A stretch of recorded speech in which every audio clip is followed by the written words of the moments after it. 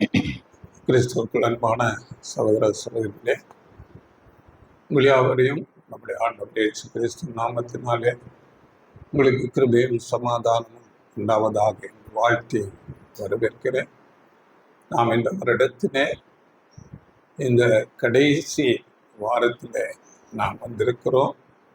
தேவன் நம்மை மட்டும் பாதுகாத்தார். அவருடைய கிருபை நம்மோடு இருந்தது. இந்த நாளிலே அவருடைய சமூகத்திலே வரும்படியாக நமக்கு கிருபை செய்திருக்கிறார். அப்படிப்பட்ட நல்ல தேவனுக்கு நாம் எப்போதும் துதியை ஸ்தோத்திரங்களை செலுத்துகிறவர்களாக இருக்க வேண்டும். இந்த நாளிலே நம்முடைய செய்தி என்னவென்றால், தூதர்கள், பேய் பிசாசுகள் இவைகளை பற்றி பார்க்க போகிறோம். இந்த தூதர்கள், பேய் பிசாசுகள் இவர்களுடைய ஆரம்பம் எப்படி, இவருடைய வல்லமை என்ன, ஏன் பேய் பிசாசுகளாக மாறி ஜனங்களை அநேக தீமைக்கு நேராக நடத்துகிறார்கள், அநேக உபத்திரவங்களை மனுஷர்களுக்கு செய்கிறார்கள் என்று இந்த நாளில் நாம் பார்க்கலாம். வேத வசனங்களின் படியே நாம் பார்க்க போகிறோம். அதனால் இந்த தூதர்களை நாம் கண்களால் பார்க்க முடியாது. அது என்னவென்றால், அவர்கள் ஒரு ஆவிக்குரிய சரீரத்திலே இருப்பதாக வேதம் சொல்லுகிறது. 1 கொரிந்தியர் 15:40 வானத்துக்குரிய மேனிகள் என்று அந்த தூதர்களை குறித்து சொல்லப்பட்டிருக்கிறது. அதனால அவர்களை நாம் கண்களால் பார்க்க முடியாது.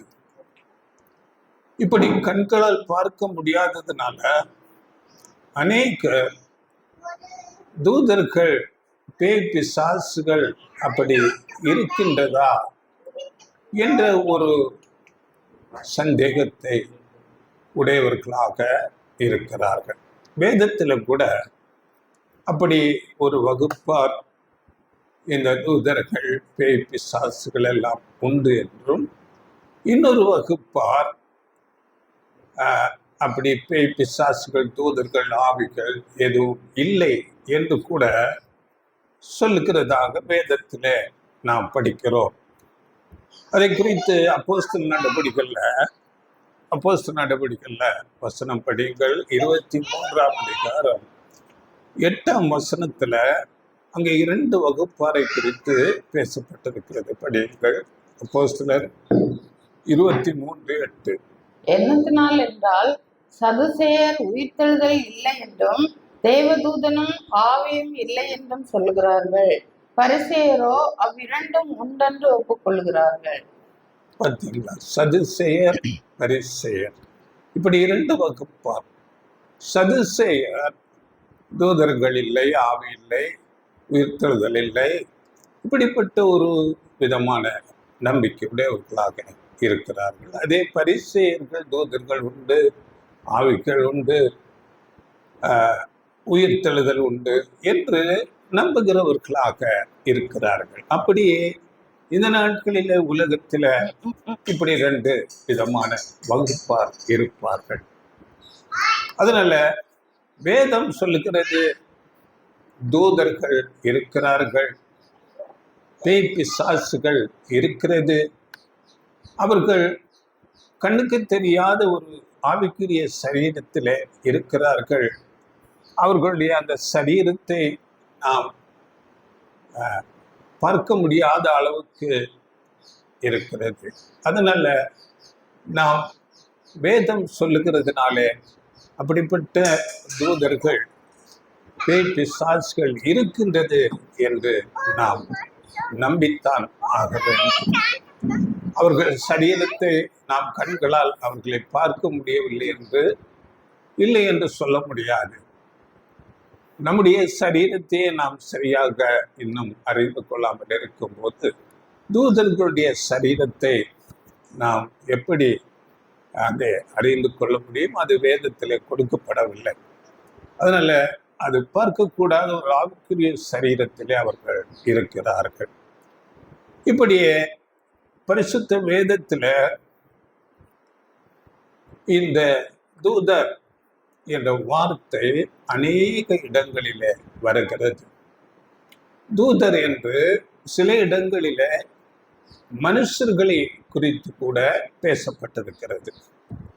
அதாவது தேவனுடைய வார்த்தைகளை, சத்தியங்களை பேசுகிறவர்களை தூதர் என்று சில இடங்களிலே பேசப்பட்டிருக்கிறது. உதாரணத்துக்கு எபிரேயர் 2ஆம் அதிகாரம், எபிரேயர்ல மல்கியா 2ஆம் அதிகாரம் 7ஆம் வசனத்துல அங்கே எடுத்தீங்களா?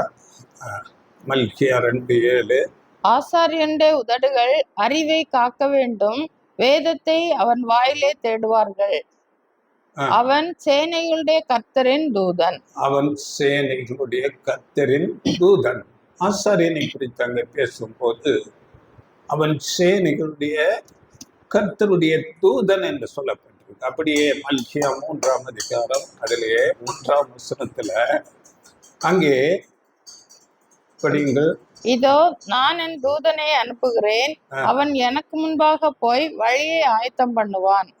அப்பொழுது நீங்கள் தேடுகிற ஆண்டவரும் நீங்கள் விரும்புகிற உடன்படிக்கையின் தூதனுமானவர் தம்முடைய ஆலயத்துக்கு தீவிரமாய் வருவார். பார்த்தீங்களா? என் தூதனை அனுப்புகிறேன், அவன் எனக்கு முன்பாக போய் வழியை ஆயத்தம் பண்ணுவான். இது யாரை குறித்து பேசப்பட்டிருக்கிறது என்றால் நாம் அறிந்திருக்கிறோம். யோவான் ஸ்நானகனை குறித்து சொல்லப்பட்ட ஒரு வார்த்தை. இந்த வார்த்தை ஆண்டவர் இயேசு கிறிஸ்து குறிப்பிட்டு பேசுகிறார். யோவான் ஸ்நானகனை குறிப்பிட்டு லூக்கா 7ஆம் அதிகாரத்துல 27, 28 நீங்க படித்து பாருங்கள். ஸ்திரீகளிடத்தில் பிறந்தவர்களிலே யோவான் ஸ்நானகனை போல பெரியவன் ஒருவனும் இல்லை என்று அந்த யோவான் ஸ்நானகனை குறித்து அங்கே பேசுகிறார் ஆண்டவர் இயேசு கிறிஸ்து. அதனால மனிதனாக வந்த யோவான் ஸ்நானகனை தூதன் என்று வேதம் சொல்லுகிறது. அப்படியே பாருங்கள், வெளிப்படுத்தல் விசேஷத்துல 7 சபையின் மூப்பர்களை கூட தூதன் என்று பேசப்படுகிறது. உதாரணத்துக்கு வெளிப்படுத்தல் 2ஆம் அதிகாரம் 1ஆம் வசனத்துல அங்கே எபேசு சபையின் தூதனுக்கு நீ எழுத வேண்டுவது என்னவென்றால், அப்படி என்றால் எபேசு சபை என்று நாம் படிக்கிறோம். அதற்கு ஒரு தூதன். ஒவ்வொரு காலகட்டத்திலும் ஒவ்வொரு சபை. அந்த 7 சபைக்கு 7 தூதர்கள் இருக்கிறார்கள் என்றால் அது மனுஷர்கள் தான். முதலாம் சபைக்கு தூதனாக அந்த முதலாம் கால சபைக்கு இருந்தது அப்போஸ்தல் பவுல். அப்போ அவர்கள் மனுஷர்கள் தான். அவர்களை வேதம் தூதன் என்று சொல்லுகிறது. இப்படி சில இடங்களில் மனுஷர்களை கூட தூதர் என்று சொல்லுகிறது. ஆனால் பாருங்கள், இந்த தூதன் என்ற வார்த்தைக்கு எபிரேய ஒரு பதம் மெலக் என்ற ஒரு வார்த்தை. அப்படியே கிரேக்கு அக்லோம், கிரேக்கு வார்த்தை அக்லோம். இதற்கு என்ன அர்த்தம் என்றால் அவர்கள் மெசஞ்சர், தேவனுடைய செய்தியை சொல்வது, தேவனுக்காக வேலை செய்வது. தேவன் என்ன சொல்லுகிறாரோ அதை அவர்கள் செய்ய வேண்டும். அதுதான் இந்த தூதன் என்பதனுடைய அர்த்தமாக இருக்கிறது. அதனால மனுஷர்களாக இருந்தாலும் அவர்கள் தேவனுடைய வார்த்தைகளை சொல்லும்போது அவர்கள் தூதன் என்று அழைக்கப்படுகிறது. அப்படியே நிஜமான தூதர்கள் இருக்கிறார்கள். அவர்கள் கூட தேவனுடைய வார்த்தையை, தேவனுடைய காரியங்களை, அவருக்கு பிரியமானதை செய்யும் போது அவர்கள் தூதர் என்று அழைக்கப்படுகிறார்கள். இப்பொழுது இந்த தூதர்களை யார் சிருஷ்டித்தது, எப்போ சிருஷ்டிக்கப்பட்டது என்று நாம் பார்க்கும்போது பாருங்கள், தேவன் எல்லாவற்றையும் தம்முடைய குமாரன் மூலமாக சிருஷ்டித்தார் என்று வேதம் தெளிவாக சொல்லுகிறது. இதை குறித்து கொலோசியர் 1:15 கொலோசியர் 1:15. அவர் அதிரசனமான தேவனுடைய தற்ஸ்வரூபமும் சர்வ சிருஷ்டிக்கும் முந்தின பேருமானவர். இங்கே ஆண்டவர் இயேசு கிறிஸ்துவை குறித்து சொல்லப்பட்டிருக்கிறது. அவர் அதரிசனமான காணக்கூடாத தேவனுடைய தற்ஸ்வரூபம். அப்படி என்றால் கடவுளின் அப்படியே சாயல், அப்படியே ஜெராக்ஸ், அப்படியே டிக்டோ, தேவனுடைய சாயலாக இருக்கிறவர் ஆண்டவர் இயேசு கிறிஸ்து. அதனால ஆண்டவர் இயேசு கிறிஸ்து சொல்லும் போது, இந்த பூமியில இருக்கும்போது, யோவான் 14:9 என்னை கண்டவன் பிதாவை கண்டான் என்று சொல்கிறார். அப்படி தேவனுடைய அப்படிப்பட்ட சாயல், குணங்கள் எல்லாவற்றையும் அவர் பெற்றவராக இருந்தார். அதனால அதரிசனமான தேவனுடைய தற்ஸ்வரூபமும் சர்வ சிருஷ்டிக்கும் முந்தின பேருமானவர். எல்லா சிருஷ்டிகள், கடவுளுடைய எல்லா படைப்புக்கும் முதன்மையானவராக ஆண்டவர் இயேசு கிறிஸ்து இருந்தார் என்று வேதம் தெளிவாக சொல்லுகிறது. இதை குறித்து சொல்லும்போது சிலருக்கு கோபம் கூட வந்துவிடும். ஏனென்றால் ஆண்டவர் இயேசு கிறிஸ்து தான் பிதா, அவர் தான் குமாரனாக வந்தார், அவர் தான் பரிசுத்த ஆவியாக இருந்தார், அவர் அனாதியாய் என்னென்றைக்கும் இருக்கிறவர் என்றெல்லாம் சிலர் பேசுவார்கள். ஆனால் வேதம் தெளிவாக சொல்லுகிறது, அவர் முதலாம் சிருஷ்டி, எல்லாவற்றுக்கும் முந்தினவர், எல்லா படைப்புகளுக்கும் முதன்மையானவர். இதை குறித்து இன்னும் தெளிவாக வெளிப்படுத்தல் 3:14 அங்கே ஆண்டவர் இயேசுவை பற்றி பேசும்போது உண்மையும் 3:14 லவோதிக்கா சபையின் தூதனுக்கு நீ எழுத வேண்டியது என்னவெனில், உண்மையும் சத்தியமும் உள்ள சாட்சியும் தேவனுடைய சிருஷ்டிக்கு ஆதியமாய் இருக்கிற ஆமேன் என்பவர் சொல்லுகிறதாவது. பார்த்தீங்களா, உண்மையும் சத்தியமும் உள்ள சாட்சியும் தேவனுடைய சிருஷ்டிகளுக்கு ஆதி, துவக்கம், கடவுளது படைப்பின் தொடக்கமானவர், எல்லா சிருஷ்டிகளுக்கும் முதன்மையானவர் என்று இங்கே வசனம் தெளிவாக சொல்லுகிறது. அது மாத்திரமல்ல, இதை குறித்து இன்னும் அநேக வசனங்கள் கொடுக்கப்படுகிறது. சங்கீதம் 89:27 நீங்கள் படித்து பாருங்கள். அங்கே இந்த வசனம் திரும்பவும் சொல்லப்படுகிறது. எபிரேயர் 1:16, 1:6, எபிரேயர் 1:6, நீதிமொழிகள் 8:22 நீங்கள் படிக்கும்போது ஆண்டவர் இயேசு கிறிஸ்து எல்லாவற்றுக்கும் முந்தினவர், சிருஷ்டிப்புகளுக்கெல்லாம் துவக்கம் அவர் என்று தெளிவாக வசனங்கள் சொல்லுகிறது. அதனால எந்த விதமான குழப்பத்துக்கும் நமக்கு இடமில்லை. இப்போ கொலோசியர் 1:16 நாம் படிக்கும்போது அவருக்குள் சகலமும் சிருஷ்டிக்கப்பட்டது என்று சொல்லப்பட்டிருக்கிறது. படிங்கள். ஏனென்றால் அவருக்குள் சகலமும் சிருஷ்டிக்கப்பட்டது, பரலோகத்தில் உள்ளவைகளும் பூலோகத்தில் உள்ளவைகளும் ஆகிய காணப்படுகிறவைகளும் காணப்படாதவைகளுமான சகல வஸ்துக்களும், சிங்காசனங்கள் ஆனாலும் கர்த்தத்துவங்கள் ஆனாலும் துரைத்தனங்கள் ஆனாலும் அதிகாரங்கள் ஆனாலும் சகலமும் அவரை கொண்டும் அவருக்கென்றும் சிருஷ்டிக்கப்பட்டது. சகலமும் அவரை கொண்டும் அவருக்கென்றும் சிருஷ்டிக்கப்பட்டது. பரலோகத்தில் உள்ளவைகள், பூமியில் உள்ளவைகள், கண்ணுக்கு தெரிகிறது, கண்ணுக்கு தெரியாது, எல்லாமே ஆண்டவர் இயேசு கிறிஸ்து மூலமாக சிருஷ்டிக்கப்பட்டது.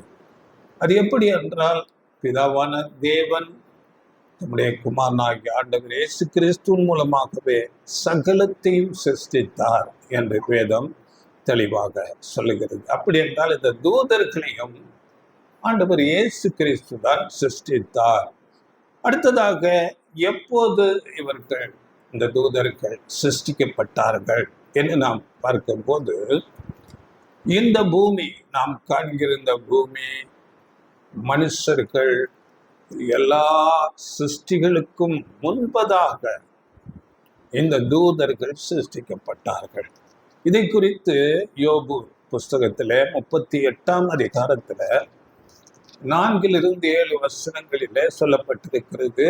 யோபு இடத்துல அந்த தேவன் பேசும்போது, நான் பூமியை அஸ்திபாரப்படுத்துகிற போது நீ எங்கிருந்தாய், அதற்கு அளவு குறித்தவர் யார் என்றெல்லாம் அநேக கேள்விகளை அங்கே யோபு இடத்திலே தேவன் கேட்கிறார். கேட்டுக்கொண்டு 7ஆம் வசனம், அப்பொழுது விடியற்காலத்து நட்சத்திரங்கள் ஏகமாய் பாடி தேவபுத்திரர் எல்லாரும் கம்பீரித்தார்களே.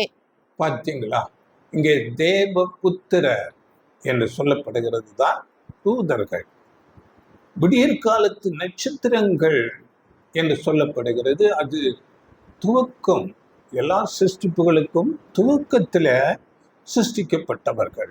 அதனால விடியற்காலத்து நட்சத்திரங்கள் என்றும் சொல்லப்பட்டிருக்கு. இப்படி 2 விடியற்காலத்து நட்சத்திரங்கள் வேதத்தில் சொல்லப்பட்டிருக்கிறது. அதிலே முதலாவது நம்முடைய ஆண்டவர் இயேசு கிறிஸ்து. அவரை குறித்து அந்த வசனம் படியுங்கள். வெளிப்படுத்தல் 22:16. வெளிப்படுத்தல், சபைகளில் இவைகளை உங்களுக்கு சாட்சியாக அறிவிக்கும்படிக்கு இயேசுவாகிய நான் என் தூதனை அனுப்பினேன். நான் தாவீதின் வேரும் சந்ததியும் பிரகாசமுள்ள விடிவெள்ளி நட்சத்திரமாய் இருக்கிறேன் என்றார். ஆண்டவர் இயேசு கிறிஸ்துவை பற்றி அங்கு சொல்லும் போது, நான் தாவீதின் வேரும் சந்ததியும் பிரகாசமுள்ள விடிவெள்ளி நட்சத்திரம். விடிவெள்ளி நட்சத்திரம், இது ஒரு நட்சத்திரம். இரண்டாவது இன்னொன்று பாருங்கள், எசாயா 14:12 அதிகாலையின் மகனாகிய விடிவெள்ளி என்று அங்கே பேசப்படுகிறது. படியுங்கள். 14:12 எசாயா. அதிகாலையின் மகனாகிய விடிவெள்ளியே, நீ வானத்திலிருந்து விழுந்தாயே, ஜாதிகளை ஈனப்படுத்தினவனே, நீ தரையிலே விழ வெட்டப்பட்டாயே. பார்த்தீங்களா? அதிகாலையின் மகனாகிய விடிவெள்ளியே. இதை இங்கிலீஷ்ல லூசிபர் என்று சொல்லுகிறார். சாத்தானை குறித்து சொல்லப்பட்டது. அப்படி என்றால் சாத்தான் கூட துவக்கத்திலே ஆண்டவர் இயேசு கிறிஸ்துவுக்கு அடுத்ததாக சிருஷ்டிக்கப்பட்டதாக வேதம் சொல்லுகிறது. அப்படியே அந்த தூதர்கள், அதன் பிறகு தேவபுத்திரர் எல்லாரும் கம்பீரித்தார்கள். இந்த பூமியை சிருஷ்டிக்கும் போதே அவர்கள் இருக்கிறார்கள். அப்படி என்றால் அவர்கள் எவ்வளவு காலத்துக்கு முன்பதாக சிருஷ்டிக்கப்பட்டார்கள் என்று நமக்கு தெரியாது. அவ்வளோ முன்னதாக இந்த தூதர்கள், இங்கே விடிவெள்ளி நட்சத்திரங்கள், அப்படிப்பட்ட பிரதான முதன்மையானவர்கள் இருந்திருக்கிறார்கள். இப்போ இவர்களுக்கு மரணம் உண்டா என்று பார்த்தால், மரணம் அவர்களுக்கு இதுவரையிலும் வரவில்லை. தேவன் அப்படி அவர்களுக்கு சொல்லவில்லை. ஆனால் தேவனுக்கு விரோதமாக எழும்பும்போது தேவன் அவர்களை தண்டிக்கிறார். இதற்கு வசனம் இருக்கிறது. அப்படியே அவர்களை மரணத்துக்கு ஒப்பு கொடுக்கவும் தேவன் செய்வார். அதுக்கு கூட வசனம் இருக்கிறது. மத்தேயு 25:41 அங்கே ஆண்டவர் அந்த ஒரு அழிவை, நித்திய ஒரு அழிவுக்கு போகும்போது அங்கே அந்த தூதர்களுக்காகவும் எடுத்தீங்களா? அப்பொழுது இடது பக்கத்தில் நிற்பவர்களை பார்த்து அவர், சபிக்கப்பட்டவர்களே, என்னை விட்டு பிசாசுக்காகவும் அவன் தூதர்களுக்காகவும் ஆயத்தம் பண்ணப்பட்டிருக்கிற நித்திய அக்கினியிலே போங்கள். பார்த்தீங்களா? நித்திய அக்கினி அப்படி என்ற ஒரு அழிவுக்கு அவர்கள் தள்ளப்படுவார்கள். அதனால தேவன் நினைக்கும் போது, தேவனுக்கு பிரியமில்லாதவர்களாக இருக்கும் போது அவர்களை தேவன் அழித்து போடுகிறார். ஆனால் அவர்கள் இந்த பூமி சிருஷ்டிப்புக்கு முன்பதாக இருக்கிறார்கள், இன்னும் இருக்கிறார்கள். அப்படி என்றால் அவர்களுடைய ஆயுசு நாட்கள் எவ்வளவாக இருக்கிறது என்று நாம் அறிந்து கொள்ள வேண்டும். அப்படியே பாருங்கள், இதுல இன்னொரு வகுப்பார், இந்த தூதர்கள், தேவ புத்திரர் என்று சொல்லப்படுகிற தூதர்களில ஒரு வகுப்பார் பாவம் செய்தார்கள் என்று வேதம் தெளிவாக சொல்லுகிறது. படிங்க 2 பேதுரு 2ஆம் அதிகாரம் 4ஆம் வசனம். பாவம் செய்த தூதர்களை தேவன் தப்பவிடாமல் அந்தகார சங்கிலிகளினாலே கட்டி நரகத்திலே தள்ளி நியாய தீர்ப்பு வைக்கப்பட்டவர்களாக ஒப்பு கொடுத்து. பார்த்தீங்களா? அப்போ அங்கு ஒரு வகுப்பார் பாவம் செய்திருக்கிறார்கள், அவர்களை அந்தகார சங்கிலிகளினாலே கட்டி நியாய தீர்ப்புக்கு வைத்திருக்கிறதாக இந்த வசனம் சொல்லுகிறது.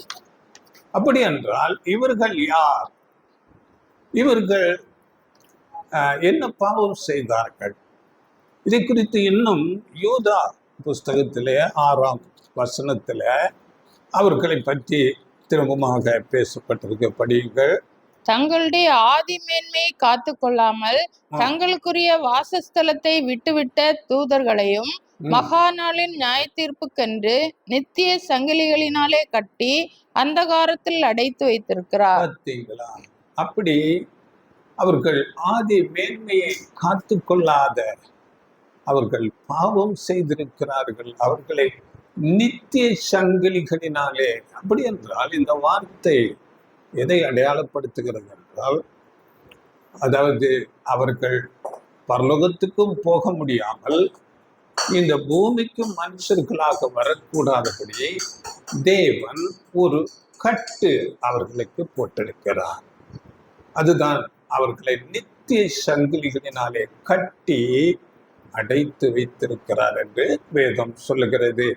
இவர்கள் என்ன பாவம் செய்தார்கள், அது எப்போது செய்தார்கள் என்று நாம் பார்க்கும்போது, அங்கே முதலாம் உலகம் என்று சொல்லப்படுகிற இந்த நோவா ஜலப்பிரளயத்துக்கு முன்பதான அந்த உலகத்துல தேவன் இந்த தூதர்களை, ஒரு வகுப்பாரை இந்த பூமியில மனுக்குலத்தை சீர்படுத்தும் விதமாக, நல்வழிப்படுத்தும் விதமாக இந்த உலகத்துக்கு மனிதர்களாக வரும்படி தேவன் அனுமதித்தார். அப்பொழுது அவர்கள் இந்த பூமியில இருக்கிற ஸ்திரீகள், பெண்களை பார்த்து அவர்கள் சௌந்தரியம் உள்ளவர்கள் என்று பார்த்து அவர்களோடு சேர்ந்து அவர்களோடு திருமணம் செய்து குழந்தைகளை பெற்று கொண்டார்கள். இது தேவனுக்கு பார்வையில ஒரு பிரியமில்லாத ஒரு பாவமாகப்பட்டது. இதை நீங்கள் எப்படி சொல்லுகிறீர்கள் என்று கேட்டால், எபிரேயர் 2ஆம் அதிகாரம் 5ஆம் வசனத்துல அங்கே நாம் படிக்கும்போது இனிவரும், அந்த வசனம் படிக்கல, எபிரேயர் 2:5.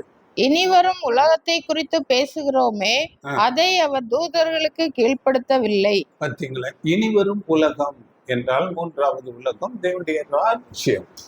அந்த உலகத்தை நாம் பேசுகிறோமே, அதை தூதர்களுக்கு கீழ்ப்படுத்தவில்லை என்றால் இதற்கு முன்னிருந்த உலகத்தை தூதர்களுக்கு கீழ்ப்படுத்தி இருக்கிறார். இதை குறித்து இன்னும் ஆதியாகமத்தில் நாம் படிக்கும் போது அந்த சம்பவம் அங்கே சொல்லப்பட்டு 5ஆம் அதிகாரம் 2ஆம் வசனம், ஆதியாகமம் 5:2. 6:2.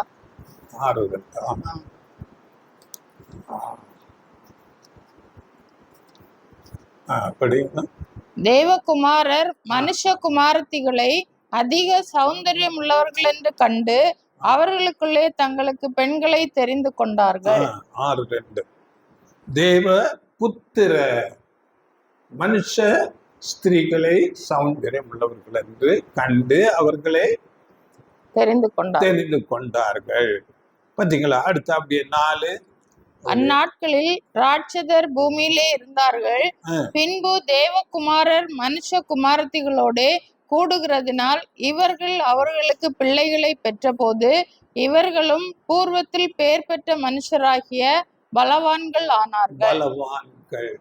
அந்த தூதர்களோடு சேர்ந்து அங்கே பிள்ளை பெறும்போது அங்கே பலவான்கள், ராட்சசர்கள் என்று இன்னும் சொல்லப்படுகிறது. சில மொழி பேர் அரக்கர் என்று கூட சொல்லப்பட்டிருக்கிறது.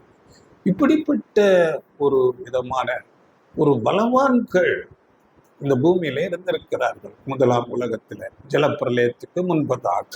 இது தேவனுடைய பார்வையில ஒரு மகா பெரிய பாவமாக, அருவருப்பாகப்பட்டது. அதனால் அந்த உலகத்தை அவர் அழித்து போட்டார் ஜலப்பிரளயத்தினால. இதற்கு இன்னும் ஆதாரம் யூதாவில் 7ஆம் வசனம். யூதா புஸ்தகம் 7ஆம் வசனம். அப்படியே சோதோம் கொமோரா பட்டணத்தார்களும் அவைகளை சூழ்ந்த பட்டணத்தார்களும் அவர்களைப் போல் விபச்சாரம் பண்ணி அந்நிய மாம்சத்தை தொடர்ந்து நித்திய அக்னியின் ஆக்கினையை அடைந்து திருஷ்டாந்தமாக வைக்கப்பட்டிருக்கிறார்கள்.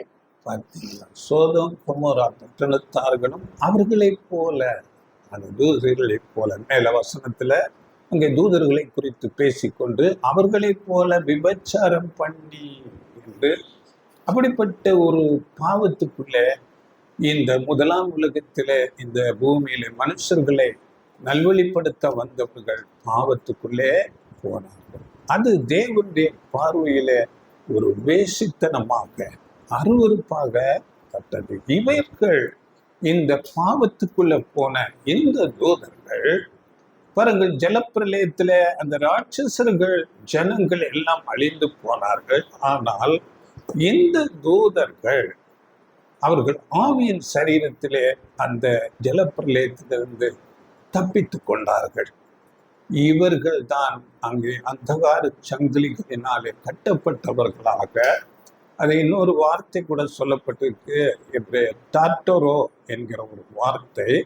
அது அவர்களை டீக்ரேட் பண்ணி அவர்கள் பரலோகத்துக்கும் போக முடியாது, பூமியில திரும்ப மனுஷர்களாகவும் வரக்கூடாதபடி தேவன் அங்கே சங்கிலிகளினாலே கட்டி வைத்திருக்கிறார். இதுதான் நாம் 2 பேதுரு 2:4 படித்த வார்த்தை.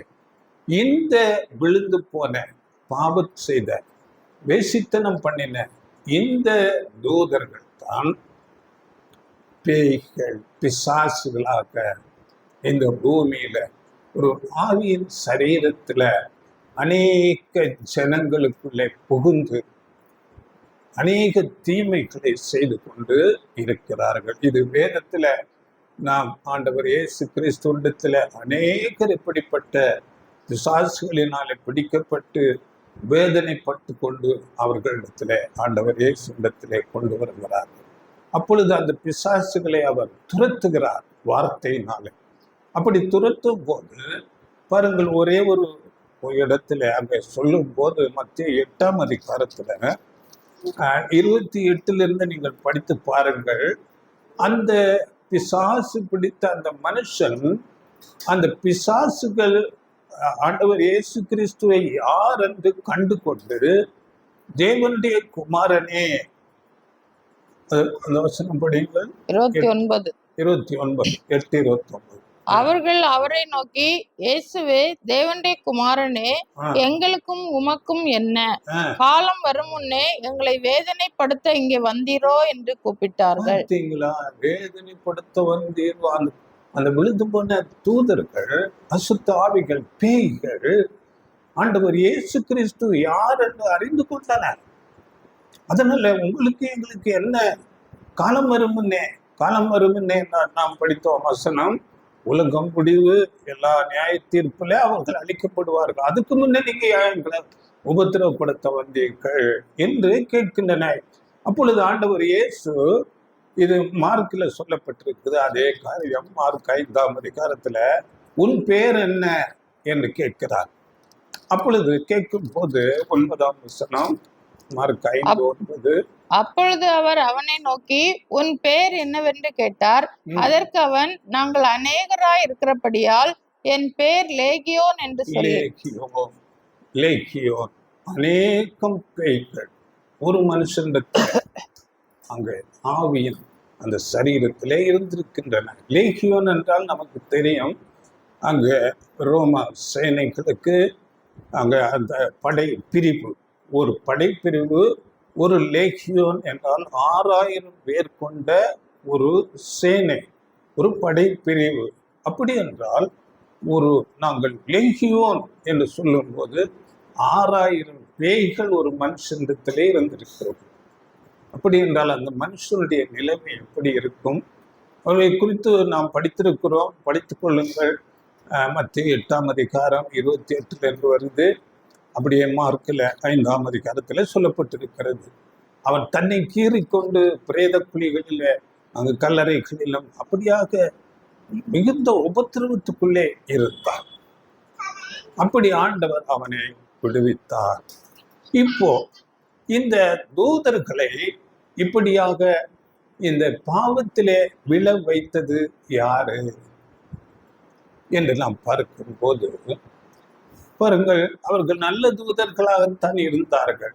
இந்த பூமியில ஜனங்களை சீர்படுத்தும் விதமாக தேவன் அனுப்புகிறார்.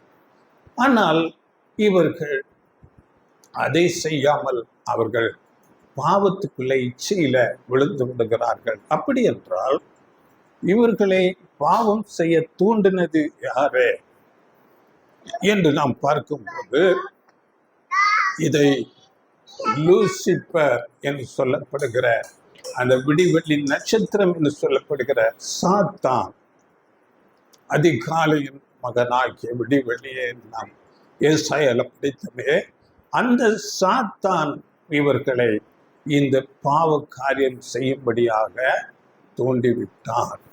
இது எப்படி என்றால் பாருங்கள், இந்த சாத்தானை குறித்து கூட நாம் அறிந்து கொள்ள வேண்டும்.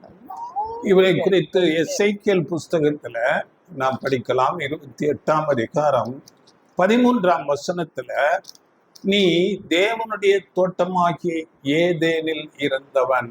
இந்த லூசிபரை பற்றி பேசப்படும். ஏதேனில் ஆதாம் ஏவாளை பாதுகாப்பதற்காக வைக்கப்பட்டவன் தான் இந்த லூசிபர். 14ஆம் வசனத்துல, நீ காப்பாற்றுகிறதற்காக அபிஷேகம் பண்ணப்பட்ட கேரு. அப்படி என்றால் ஆதாம் ஏவாளை பாதுகாக்கும் விதமாக ஒரு தூதனை தேவன் அங்கே நியமிக்கிறார். அதுவும் இந்த விடிவெள்ளி நட்சத்திரம் போன்ற அதிகாலையின் மகனாகிய விடிவெள்ளி ஆகிய இந்த லூசிபரை, நமக்கு தெரியும், ஆதாம் ஏவாளை பாதுகாக்கும் விதமாக அங்கே தேவன் அவனை வைக்கிறார். அங்கே 15ஆம் வசனத்துல, அவன் சிருஷ்டிப்பில் இருந்து எந்த பாவமும் செய்யவில்லை அங்கே ஏதேன் தோட்டத்தில் வைக்கிறது வரையிலும். ஆனால் ஏதேனிலே அவன் பாவம் செய்கிறான். அங்கே என்ன செய்கிறான் என்று 16ஆம் வசனம் படியுங்கள். எசேக்கியேல் 28:16. உன் வியாபாரத்தின் மிகுதியினால் உன் கொடுமை அதிகரித்து நீ பாவம் செய்தாய். ஆகையால் நான் உன்னை தேவனுடைய பர்வதத்திலிருந்து ஆகாதவன் என்று தள்ளி காப்பாற்றுகிற கேருபாய் இருந்த உன்னை அக்னிமயமான கற்களின் நடுவே இராதபடிக்கு அழித்து போடுவேன். பார்த்தீங்களா? அங்கேதான் பாவம் செய்தான். உன் வியாபாரத்தின் மிகுதியினால். வியாபாரம் என்றாலே அவன் தனக்கென்று சுய லாபத்தை தேடிக்கொண்டான். தேவனுக்கு அங்கே கீழ்ப்படியாமல் அந்த ஆதாம் ஏவாள் சொன்ன வார்த்தையை அவர்களுக்கு அங்கே தவறாக, நீங்கள் அந்த பழத்தை புசிக்கலாம், நீங்கள் புசித்தாலும் நீங்கள் சாக மாட்டீர்கள் என்று தேவனுக்கு விரோதமாக அங்கே தவறு செய்து பாவம் செய்தான் என்று இங்கே நாம் பார்க்கிறோம். இதை குறித்து நாம் ஆதியாகமத்தில் படித்திருக்கிறோம். இதை ஆண்டவர் இயேசு கிறிஸ்து குறிப்பிடுகிறார். லூக்கா 10ஆம் அதிகாரத்துல 18ஆம் வசனத்துல, சாத்தான் மின்னலை போல வானத்தில் இருந்து விழுகிறதை கண்டே. மின்னலை போல. அப்படி என்றால் சாத்தான் அங்கே சோதிக்கப்படும் போது அங்கே அந்த ஒரு வேலையை செய்யாமல், அவன் கொடுத்த வேலையை செய்யாமல், தேவனுக்கு விரோதமாக, தேவன் சொன்ன காரியத்துக்கு எதிராக அந்த ஆதாம் ஏவாளை வழி நடத்தின போது அங்கே மின்னலை போல சடனாக தேவ கிருபையிலிருந்து அங்கே விழுந்து விட்டான். அப்படியாக தேவன் எல்லாரையும் சோதிப்பார். தூதர்களை சோதிப்பார், ஆண்டவர் இயேசு கிறிஸ்துவையே தேவன் சோதித்திருக்கிறார். இதை குறித்து கூட எபிரேயர் 5, 8, 9 நீங்கள் படித்துக் கொள்ளுங்கள். அதனால நம்மையும் சோதிப்பார் தேவன். உண்மை உத்தமமா இருக்கிறீர்களா? தேவனுடைய வார்த்தைகளை கேட்கிறீர்கள், சத்தியத்தின்படி நீங்கள் ஜீவிக்கிறீர்களா என்று தேவன் எல்லாரையும் சோதிப்பார். அப்படி சோதிக்கும் போது இந்த லூசிபர் சாத்தான் தேவனை விட்டு அங்கே விழுந்து விட்டார். தேவ கிருபையிலிருந்து விழுந்து விட்டார். இந்த லூசிபர் இந்த பூமிக்கு வந்த இந்த நல்ல தூதர்களை, நல்வழிப்படுத்தும்படியாக அனுப்பின தூதர்களை ஆசை காட்டி மோசம் போக்கி அங்கே அந்த ஸ்திரீகளோடு சேர்ந்து பாவம் செய்யும்படியாக செய்துவிட்டார். அது எப்படி என்றால் பாருங்கள், அந்த லூசிபருக்கு தெரியும், ஆதாம் ஏவாளுக்குத்தான் நீங்கள் பாவம் செய்தால் இந்த பழத்தை புசித்தால் சாவீர்கள் என்ற ஒரு கட்டளை அங்கு கொடுக்கப்படுகிறது. அதே தூதர்களுக்கு அந்த கட்டளை இல்லை. அவர்களுக்கு சாவீர்கள் என்று எதுவும் சொல்லவில்லை. அப்போ சாத்தான் என்ன நினைக்கிறான் என்றால், இந்த தூதர்கள் மூலமாக ஒரு ஒரு வகுப்பாரை நாம் கொண்டு வரலாம், அப்படி சாவு இல்லாத ஒரு சந்ததியை உருவாக்கலாம் என்று நினைத்து இந்த தீமைக்குள்ளாக அவர்களை ஆசை காட்டி அப்படியாக பாவத்துக்குள்ளாக கொண்டு போகிறார். ஆனால் தேவன் அந்த ராட்சசர்களை எல்லாம் அப்படியாக ஜலப்பிரளயத்தினாலே அழித்து போடுகிறார். இப்போ இந்த பாவத்தில் விழுந்து போன தூதர்களுக்கு சாத்தான் ஒரு பிரபு போல அதிகாரத்தில் உயர்ந்தவனாக, அதிகார பிரபுவாக, தலைமையாக மாறிவிட்டது. இதை குறித்து நாம் எபேசியர் 6:12 நாம் படிக்கிறோம். வானமண்டலங்களில் உள்ள பொல்லாத ஆவிகளின் சேனைகள், அப்படிப்பட்ட ஒரு பிரிவு, ஒரு வகுப்பார் பாவத்தில் விழுந்தார்கள். அவர்களுக்கு தலைவனாக, பிரபுவாக இந்த சாத்தான் இருக்கிறார். பார்த்தீங்களா? இந்த சாத்தான் விழுந்து போன தூதர்களும் சேர்ந்து கொண்டு இந்த உலகத்தில் ஆதாமிலிருந்து வந்த எல்லா ஜனங்களையும் பாவம் செய்யும்படியாக, கெட்ட காரியங்களை, தீமைகளை செய்யும்படியாக அவர்கள் தூண்டிக்கொண்டே இருப்பார்கள், தீமைகளை செய்ய வைப்பார்கள். நாம் கடந்த நாட்களில் கூட பார்த்தோம், உலகத்தில் நடக்கிற எல்லா தீமையான காரியங்களுக்கு பின்னாக நாம் போய் பார்த்தால் அதற்கு பின்னாக போகும்போது அங்கே இந்த விழுந்து போன தூதர்களும் சாத்தானும் இருப்பார்கள். அதே சமயத்துல பாருங்கள், தேவனுடைய வார்த்தையை கேட்டு தேவனுக்கு நான் கீழ்ப்படுகிறேன், நான் வார்த்தையின்படி தேவனுக்கு பிரியமாக வாழப்போகிறேன் என்றால் அப்படிப்பட்ட மனுஷனுக்கு இந்த சாத்தானும் இந்த விழுந்து போன தூதர்களும் சத்ருவாக மாறிவிடுகிறார்கள். தேவனுக்கு எதிராளி. அதனால் தேவனை சேருகிற அப்படிப்பட்ட பிள்ளைகளுக்கும் அவன் எதிராளியாக மாறிவிடுகிறான். ஆனால் பாருங்கள், தேவன் அப்படிப்பட்ட ஜனங்களுக்கு, தேவனை உண்மையாய் பின்பற்றுகிற மக்களுக்கு இந்த தூதன், இந்த விழுந்து போன பாவத்தில் விழுந்த பேய் பிசாசுகள் என்று சொல்லப்படுகிற இந்த தூதர்கள், இந்த லூசிபர் என்று சொல்லக்கூடிய இந்த சாத்தான், அவர்களுக்கு தீங்கு செய்யாதபடி தேவன் அவர்களை பாதுகாப்பதற்கு நல்ல தூதர்களை கொடுக்கிறார். இதை குறித்து நாம் நன்றாக அறிந்து கொள்ள வேண்டும். அதனால எல்லாருக்கும் அல்ல, தேவனுக்கென்று உண்மையாய் ஜீவிக்கிறவர்கள், அவர்களுக்கு தேவன் ஒரு தூதனை பாதுகாப்புக்காக கொடுக்கிறார். சரிங்களா? இதை குறித்து ஆண்டவர் இயேசு கிறிஸ்து கூட சொல்லி இருக்கிறார். மத்தேயு 18:10 அதை குறித்து படிக்கலாம், படியுங்கள். மத்தேயு 18:10. இந்த சிறியரில் ஒருவனையும் அற்பமாய் எண்ணாதபடிக்கு எச்சரிக்கையாயிருங்கள். அவர்களுக்குரிய தேவதூதர்கள் பரலோகத்திலே என் பரமபிதாவின் சமூகத்தை எப்போதும் தரிசிக்கிறார்கள் என்று உங்களுக்கு சொல்லுகிறேன். பார்த்தீங்களா? அவர்களுக்குரிய தேவ தூதர்கள் அப்படி என்றால் ஒன்றுக்கு மேற்பட்டவர்கள் இருக்கலாம். பார்த்தீங்களா? அப்படிப்பட்ட தூதர்கள் அந்த தேவனுடைய பிள்ளைகளுக்கு பாதுகாப்பாக இருப்பார்கள். காரணம், இந்த விழுந்து போன தூதர்கள், பாவத்தில் இருக்கிற இந்த பேய் பிசாசுகள், இந்த லூசிபர் என்று சொல்லப்படுகிற சாத்தான் அவர்களுக்கு தீங்கு செய்யாதபடி தேவன் அவர்களை பாதுகாக்கிறார் தூதர்கள் மூலமாக. அப்படி என்றால் அங்கே ஆண்டவர் இயேசு சொல்லும் போது அவர்கள் எப்போதும் பரமபிதாவை தரிசிக்கிறார்கள். அப்படி என்றால் நம்மை குறித்து நாம் தேவனுடைய பிள்ளைகளாக இருந்து நாம் செய்கிற காரியங்கள் எல்லாம், அது நன்மையானாலும் தீமையானாலும் தேவனிடத்திலே அங்கே அறிக்கை செய்யப்படுகிறது. ஒவ்வொரு நாளும் பார்த்தீங்களா? இன்னைக்கு ஆராதனைக்கு போனியா, அறிக்கை அங்கே போய்விடும். பார்த்தீங்களா? தாமதமாக போனியா, அறிக்கை போய்விடும். ஆமா, பொய் சொன்னியா, அறிக்கை போய்விடும். தீமை செய்தி யாருக்காவது பார்த்தீங்களா, போய்விடும் அறிக்கை. நன்மை செய்தால் அதுவும் அறிக்கையாக போய்விடும். பரமபிதாவை எப்போதும் தரிசிக்கிறார்கள். சங்கீதங்களின் புஸ்தகத்துல 34:7 கூட இதே வசனம் சொல்லுகிறது. அங்கே தமக்கு பயந்தவர்களை சூழ பாளையம் இறங்கி அந்த நல்ல தூதர்கள் அவர்களை பாதுகாக்கிறார் என்று இருக்கீங்களா? படிங்க. எத்தனை?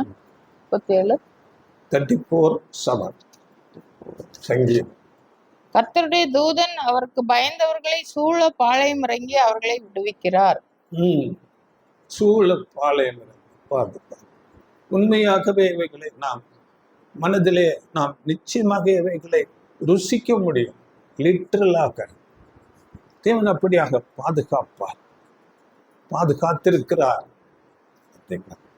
உண்மையான தேவனுடைய பிள்ளைகளை அப்படியாக பாதுகாக்கிறார். அதனால வேதத்துல பாருங்கள், இந்த சாத்தான் பற்றி முதலாவது சொல்லப்பட்ட ஒரு வசனம் படியுங்கள். 2 நாளாகமம் 21 அதிகாரம் 1 வசனம். 2 நாளாகமம் 21:1. யோசபாத் தன் பிதாக்களோட நித்திரை அடைந்து தாவீதின் நகரத்தில் தன் பிதாக்களண்டையில் அடக்கம் பண்ணப்பட்டான். அவன் ஸ்தானத்திலே அவன் குமாரனாகிய யோராம் ராஜா. எதை படிக்கிறீங்க? 2 நாளாகமம் 21:1. அதுதான்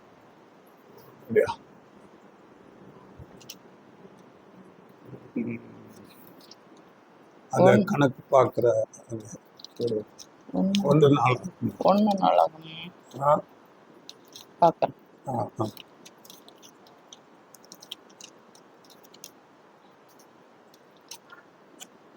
1 நாளாகமம். சாத்தான் இஸ்ரவேலுக்கு விரோதமாய் எழும்பி இஸ்ரவேலை தொகையிடுகிறதற்கு தாவீதை ஏவி விட்டது. பார்த்தீங்களா? அங்கே சாத்தான், அங்கே தாவீது தேவனுடைய மனுஷன், ஒரு தீர்க்கதரிசி, அது அவருடைய பாவம் செய்யும் விதமாக அங்கே சாத்தான் தூண்டி விடுகிறான். அந்த பாவம் குறித்து நீங்க தொடர்ந்து படிக்கும்போது தெரியும். அந்த இஸ்ரேல் அந்த ஜனங்களை லக்கம் பார்க்கும்படியாக அங்கே செய்கிறார். அதனால பெரிய தீமை வருகிறது. அதை குறித்தெல்லாம் அங்கே நாம் தொடர்ச்சியாக படிக்கும்போது நாம் அறிந்து கொள்ளலாம். இப்போ பாருங்கள், இந்த தூதர்களில ஆண் பெண் என்று வித்தியாசம் இருக்கிறதா என்றால் அது இல்லை. தூதர்களில் ஆண் பெண் வித்தியாசம் இல்லை. ஆண்டவர் இயேசு கிறிஸ்து சொல்லும் போது லூக்கா மத்தேயு 22:30 பாருங்கள், அங்கே சொல்லும் போது அங்கே ஒரு கேள்வி கேட்கும் போது இதை பதிலாக சொல்லுகிறார். படிங்க. 22. உயிர்த்தெழுதலில் கொள்வனையும் கொடுப்பனையும் இல்லை, அவர்கள் பரலோகத்திலே தேவதூதரை போல் இருப்பார்கள். கொள்வனை கொடுப்பனை இந்த கல்யாணம் இந்த இதெல்லாம் இல்லை, தேவதூதர்களை போல இருப்பார்கள். அப்படியே அவர்கள் என்ன ஆகாரம் ருசிக்கிறார்களா என்றால் நாம் புசிக்கிறார்கள். சங்கீதம் 78:25 அவர்கள் தூதர்களின் அப்பத்தை மனுஷன் சாப்பிட்டான் என்று வேதம் சொல்லுகிறார். அப்படி என்றால் தூதர்கள் அப்பம் புசிக்கிறார்கள். அவர்களுக்கு பாஷை, என்ன மொழி பேசுவார்கள் என்றால் அவர்களுக்கு என்று ஒரு பாஷை இருக்கிறது. பார்த்தீங்களா? அதனால 1 கொரிந்தியர் 13 1 அப்போஸ்தலர் பவுல் சொல்லும் போது, நான் மனுஷர் பாஷைகளையும் தூதர் பாஷைகளையும் பேசினாலும் அன்பு இல்லாவிட்டால் எனக்கு ஒன்றுமில்லை என்று பேசுகிறார். ஆனால் தூதர்களுக்கு ஒரு பாஷை இருக்கிறது. அப்படியே தூதர்களிலே பலவிதமான ரேங்க், அங்கே அதிகாரத்துல ரேங்க்ஸ்கள் இருக்கிறது. பிரதான தூதன் என்று இருக்கிறார். அப்படியே கேருபீன்கள், சேராபீன்கள் என்று சொல்லப்பட்டிருக்கிறது. நம்முடைய ஆண்டவர் இயேசு கிறிஸ்து எல்லாவற்றுக்கும் பிரதானியாக, இதை நாம் கொலோசியர் 1:16 படித்தோம். முதன்மையானவராக நம்முடைய ஆண்டவர் இயேசு கிறிஸ்து இருக்கிறார். அப்படியே இந்த தூதர்களிலே எண்ணிக்கை, அந்த எண்ணிக்கை எவ்வளவு பேர் இருப்பார்கள் என்று நாம் பார்க்கும்போது அது கூட தோராயமாக சில வசனங்கள் சொல்லுகிறது. அதை நாம் முழுமையாக அறிய முடியாது.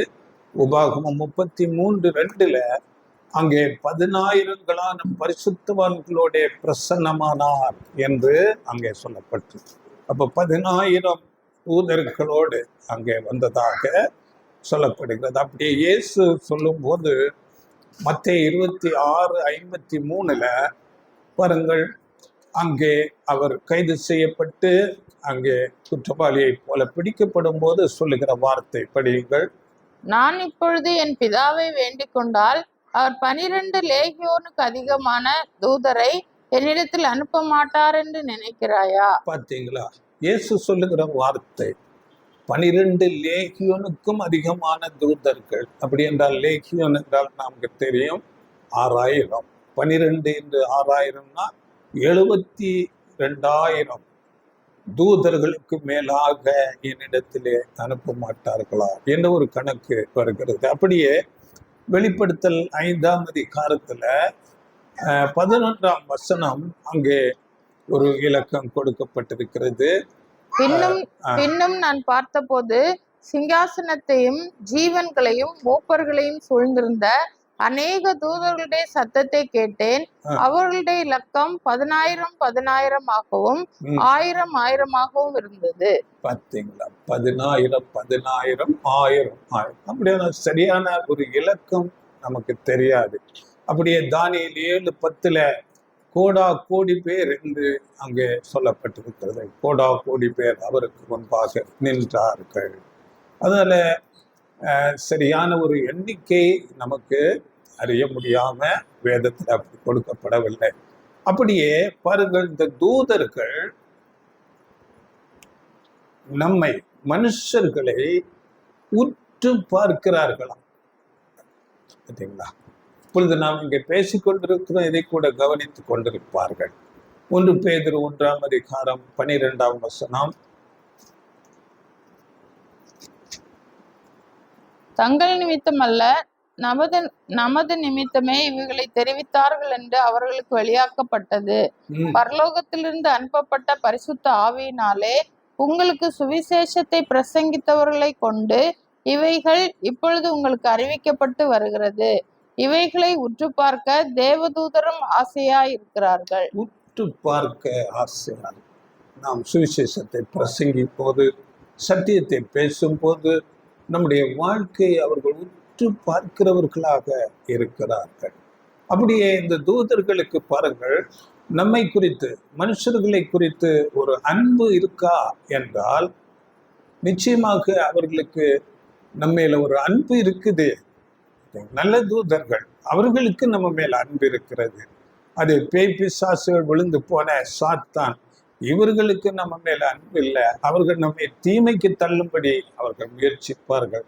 நல்ல தூதர்களுக்கு நம்ம மேல அன்பு இருக்கிறது. அது எப்படி என்றால் பாருங்கள், ஆண்டவர் இயேசு பிறந்த போது லூக்கா 2 அங்க 13 லூக்கா 2:13 ஒரு பெரிய சேனையாக, திரள் கூட்டமாக தூதர்கள் வந்து அங்கே பாட்டு பாடி ஆர்ப்பரித்து 14ஆம் வசனத்துல படியுங்கள். உன்னதத்தில் இருக்கிற தேவனுக்கு மகிமையும் பூமியிலே சமாதானமும் மனுஷர் மேல் பிரியமும் உண்டாவதாக என்று சொல்லி தேவனை துதித்தார்கள். அப்படிப்பட்ட ஒரு இரட்சகரை இந்த உலகத்துக்கு அனுப்பினதுனால சந்தோஷப்பட்டு அவர்கள் ஆர்ப்பரித்து தேவனை துதிக்கிறார்கள்.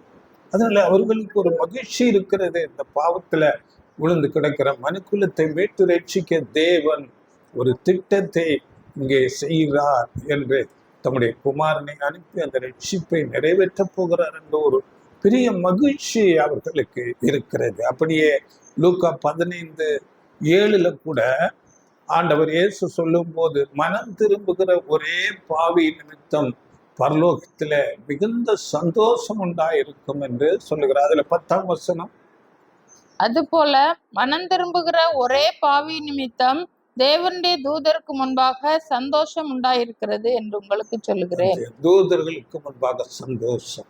நாம் ஒருத்தருக்கு சத்தியத்தை சொல்லி அவங்க ஆண்டவரை ஏற்றுக்கொண்டு சத்தியத்துல நடக்கும் போது அது அங்கே பரலோகத்துல தூதர்கள் முன்பாக சந்தோஷப்படுகிறார்கள். அடுத்ததாக நாம் பார்க்கும்போது இந்த தூதர்களை நமக்கு பாதுகாப்பு கூட தூதர்கள் கொடுக்கப்படுகிறார்கள். அவர்களை நாம் ஆராதனை செய்யலாமா என்றால் கூடாது. வெளிப்படுத்தல பாருங்கள், 22ஆம் அதிகாரத்துல 8ஆம் வசனத்துல யோவானுக்கு அநேக வெளிப்படுத்தல்களை காட்டிய அங்க சொல்லி கொடுத்த அந்த தூதனுக்கு அவர் பணிந்து கொள்ள போகிறார். அப்பொழுது சொல்லும் போது 9ஆம் வசனம், அதற்கு அவன், நீ இப்படி செய்யாதபடிக்கு பார், உன்னோடும் உன் சகோதரரோடும் தீர்க்கதரிசிகளோடும் இந்த புஸ்தகத்தின் வசனங்களை கை கொள்ளுகிறவர்களோடும் கூட நானும் ஒரு ஊழியக்காரன், தேவனை தொழுது கொள் என்றான். பார்த்தீங்களா? தூதர்களை நாம் தொழுது கொள்ளக்கூடாது. தேவன் நமக்கு பாதுகாப்புக்கு தூதர்களை கொடுத்தால் நாம் தேவனுக்கு நன்றி சொல்ல வேண்டும். எல்லாவற்றுக்கும் நாம் நம்முடைய ஆண்டவர் இயேசு கிறிஸ்து மூலமாக பிதாவாகிய தேவனுக்கு துதியின் ஸ்தோத்திரங்களையும் ஏறெடுக்க வேண்டும். ஏனென்றால் தூதர்களை தொழுது கொள்ளும் போது இந்த தூதர்கள் நம்ம கொரிந்தியர்ல படிக்கிறோம், இந்த சாத்தானும் ஒளியின் தூதன் வேஷத்தை போடுவானே, அப்படி தேவ தூதர் நல்ல தூதர் போல வேஷம் போடுவான். அதனால நாம அப்படி விழுந்து போன பாவத்துல இருக்கிற தூதர்களை கூட தொழுது கொள்ளுகிற மாதிரி ஆகிவிடும். அதனால தூதர்களை நாம் தொழுது கொள்ளக்கூடாது. தூதர்களை நமக்கு பாதுகாப்புக்காக நன்மைகளை செய்தால் நாம் எல்லாவற்றுக்கும் தேவனுக்கு நன்றி செலுத்துகிறவர்களாக இருக்க வேண்டும். இப்போ நாம் கடைசியாக பாருங்கள், இந்த தேவ தூதர்களுடைய வல்லமை எப்படிப்பட்ட வல்லமை உடையவர்களாக இருக்கிறார்கள் என்பதை குறித்து நாம் பார்க்க போகிறோம். பாருங்கள், தாவீதை நாம் அறிந்திருக்கிறோம். அவர் யுத்தத்திலே பராக்கிரமசாலியாக வல்லமை உள்ளவராக இருந்தார். அவர் அங்கே ஒரு தவறு செய்யும் போது நாம் படித்தோம் 1 நாளாகமத்துல 21ஆம் அதிகாரத்துல அந்த தவறு அங்கே ஒரு கணக்கெடுப்பு ஜனங்களை பற்றி அங்கே சாத்தான் சொல்லி அந்த காரியங்களை அவங்க தாவீது செய்யும் போது அங்க 3 தண்டனை கொடுக்கப்படுகிறது. அதில் நீ எதை தெரிந்து கொள் என்று நீங்கள் தொடர்ந்து படித்தால் தெரியும். அதுல 3 வருடம் பஞ்சம், இல்லாவிட்டால் 3 மாதம் பிற சேனைகள் உன்னை மேற்கொள்ள நீ புறமுதுகிட்டு போக வேண்டும், இல்லாவிட்டால் 3 நாள் கொள்ளை நோய். இப்படி 3 தண்டனை. இதுல நீ எதை தேர்ந்தெடுக்கிறாய் என்று சொல்லும் போது அங்கே தாவீது ரொம்ப துக்கப்பட்டு நான் தேவனுடைய கருத்திலே விடுகிறேன் என்று அந்த கொள்ளை நோய்க்கு அங்கே ஒப்பு கொடுக்கிறார். 3ல் ஏதாவது ஒன்று தெரிந்து கொள்ள வேண்டும். அப்படி செய்யும் போது அங்கே பெரிய ஒரு அழிவு வருகிறது. அந்த ஜனங்கள் ஒரு 70,000 பேர் அங்கே செத்து போகிறார்கள் அங்கே கொள்ளை நோயினால். அதை செய்கிற அந்த தூதன் அங்கே நிற்கிறான். அந்த தூதனை தாவீதுடைய மூப்பர்கள் எல்லாரும் பார்க்கிறார்கள். ஒரு இடத்துல அங்கே பார்க்கும் போது அவர்கள் முகம் குப்புற விழுகிறார்கள். படிங்கள் அந்த வசனம், 1 நாளாகமம் 21:16. தாவீது தன் கண்களை ஏறெடுத்து பூமிக்கும் வானத்துக்கும் நடுவே நிற்கிற கர்த்தருடைய தூதன் உருவின பட்டயத்தை தன் கையில் பிடித்து அதை எருசலேமின் மேல் நீட்டியிருக்க கண்டான். அப்பொழுது தாவீதும் மூப்பர்களும் ரெட்டு போர்த்து கொண்டு முகங்குப்புற விழுந்தார்கள். பார்த்தீங்களா? அங்கே பூமிக்கும் வானத்திற்கும் நடுவாக கர்த்தருடைய தூதன் உருவின பட்டயத்தை கையில் வைத்துக் கொண்டு, வானத்துக்கும் பூமிக்கும் உயரத்துல அப்படியாக அந்த தூதன் நிற்கிறார். அவர்களை பார்த்து பயந்து அவர்கள் அங்கே முகங்குப்புற விழுகிறார்கள். அப்படியே 30ஆம் வசனம். அதிலேயே தாவீது கர்த்தருடைய தூதனின் பட்டயத்திற்கு பயந்திருந்தபடியால் அவன் தேவ சந்நிதியில் போய் விசாரிக்க கூடாதிருந்தது. பார்த்தீங்களா? பயந்து போயிருக்கிறார் தாவீது. பெரிய யுத்த வீரன், பராக்கிரமசாலி. அதனால தூதர்கள் என்பதாக மனுஷர்கள் ஒன்றுமே இல்லை, எல்லாம் முகங்குப்புற விழுந்து போவார்கள். அவ்வளவு வல்லமை அவர்களுக்கு கொடுக்கப்பட்டிருக்கிறது.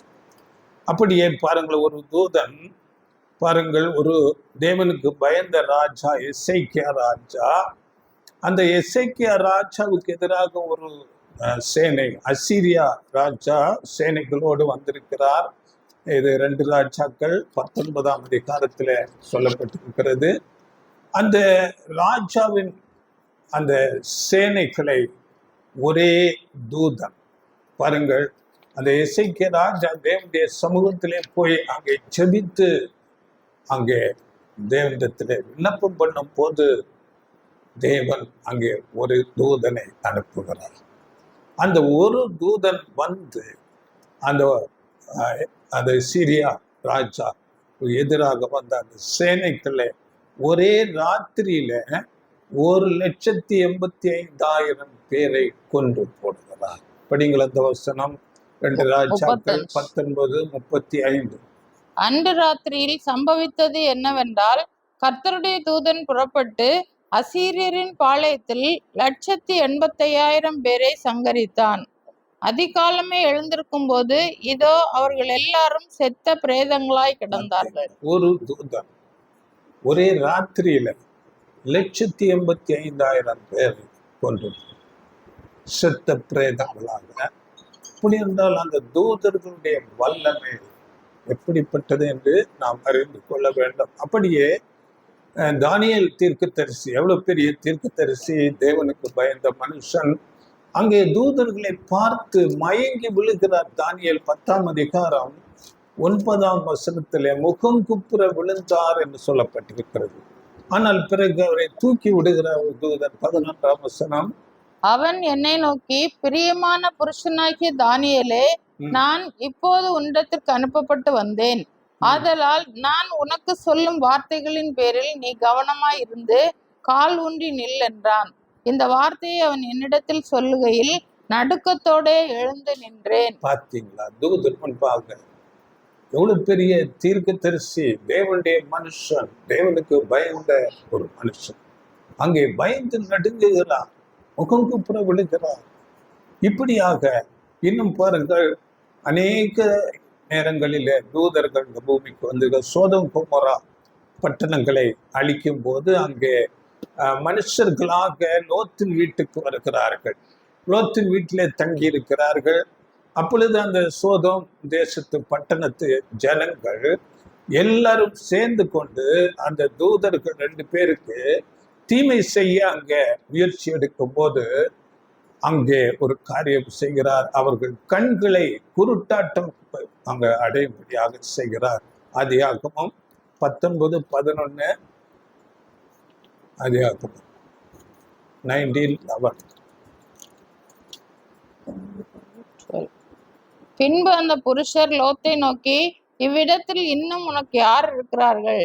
மருமகனால் 19:11. தெருவாசலில் இருந்த சிறியோரும் பெரியோரும் ஆகிய மனிதருக்கு குருட்டாட்டம் பிடிக்க பண்ணினார்கள். அப்பொழுது அவர்கள் வாசலை தேடி தேடி அலுத்து போனார்கள். பார்த்தீங்களா? குருட்டாட்டம் பிடிக்க பண்ணிவிட்டார்கள். அப்படி தூதர்களுக்கு அவர்களுக்கு அதிகாரம் இருக்குது, வல்லமை இருக்குது, என்ன வேணாலும் செய்யலாம். அப்படியே இதே போல ஒரு சம்பவம் 2 ராஜாக்கள்ல நடக்கிறது.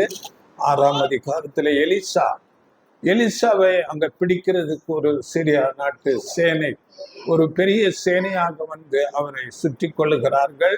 அப்பொழுது எலிசாவை அவரை சூழ்ந்து அக்கினிமயமான குதிரைகளும் ரதங்களும் இருக்கிறது. வேலைக்காரனுடைய கண்களுக்கு அது தெரியவில்லை. அப்பொழுது எலிசா ஜெபித்தோடைய கண்களை திறந்தருளும் என்று சொல்லுகிறார். படியுங்கள் 17ஆம் வசனம், 2 ராஜாக்கள் 6:17. 2 ராஜாக்கள். அப்பொழுது எலிசா விண்ணப்பம் பண்ணி, கர்த்தாவே, இவன் பார்க்கும்படி இவன் கண்களை திறந்தருளும் என்றான். உடனே கர்த்தர் அந்த வேலைக்காரன் கண்களை திறந்தார். பாத்தீங்களா? இதோ எலிசாவை சுற்றிலும் அக்கினிமயமான குதிரைகளாலும் ரதங்களாலும் அந்த மலை நிறைந்திருக்கிறதே அவன் கண்டான். பாத்தீங்களா? அப்போ தேவனுடைய மனுஷனுக்கு தான் அந்த தூதன் அவருடைய வல்லமை எப்படிப்பட்ட பாதுகாவல் இருக்கிறது என்று அவருக்கு தெரியுது, வேலைக்காரனுக்கு தெரியுது. கண்கள் திறந்த போது அதை பார்க்கிறார். அப்படியே அந்த எலிசாவை பிடிக்க வந்த எல்லா சேனைகளையும் அங்கே கண் மயக்கம் உண்டாகும்படி செய்கிறார். கண் குருட்டாட்டம் போல. 18ஆம் வசனம். அதிலே அவர்கள் அவனிடத்தில் வருகையில் எலிசா கர்த்தரை நோக்கி விண்ணப்பம் பண்ணி, இந்த ஜனங்களுக்கு கண் மயக்கம் உண்டாகும்படி செய்யும் என்றான். எலிசாவுடைய வார்த்தையின்படியே அவர்களுக்கு கண் மயக்கம் உண்டாகும்படி செய்தார். மயக்கம் உண்டாயிடுச்சு. அப்போ தூதர்களுக்கு எது வேணுமாலும் செய்கிறதுக்கு ஒரு வல்லமை, அதிகாரம் அவர்களுக்கு கொடுக்கப்பட்டிருக்கு. அப்படியே யோசுவா, தேவனுடைய மனுஷன், தேவனுடைய யுத்தங்களே செய்த மனுஷன் ஆகிய யோசுவா அங்கே ஒரு தூதனை பார்த்து முகம் குப்புற விழுகிறார். யோசுவா 5ஆம் அதிகாரம் 13.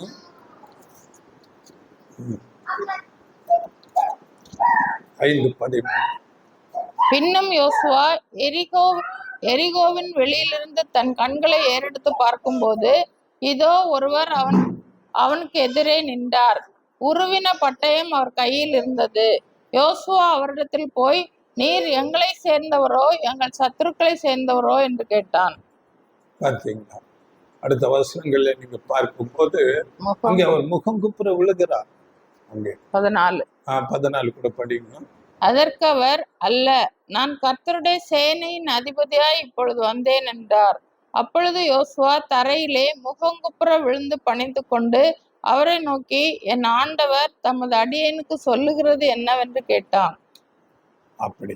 அதனால தூதர்கள் முன்பதாக நம்ம மனுஷர்கள் சாதாரணமானவர்கள், அற்பமானவர்கள். அவர்களுக்கு அதிக வல்லமை இருக்கிறது, ஞானம் இருக்கிறது.